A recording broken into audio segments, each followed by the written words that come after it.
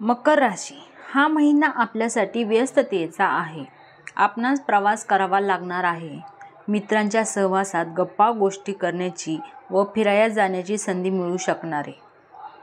या महिन्यात प्रेमीजन सुद्धा भरपूर फिरतील.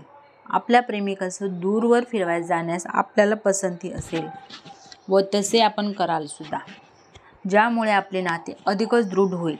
विवाहितांच्या वैवाहिक जीवनात सुद्धा रोमांस भरलेला असेल.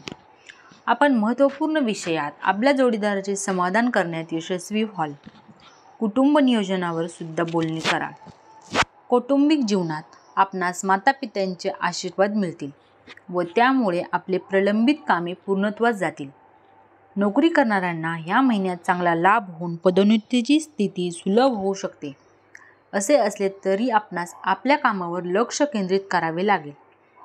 या महिन्यात व्यापारी चांगल्या फायद्याची अपेक्षा बाळगू शकतात. आपल्यावर कामाचा दबाव तर राहीलच, परंतु त्याने आपला फायदा सुद्धा होईल.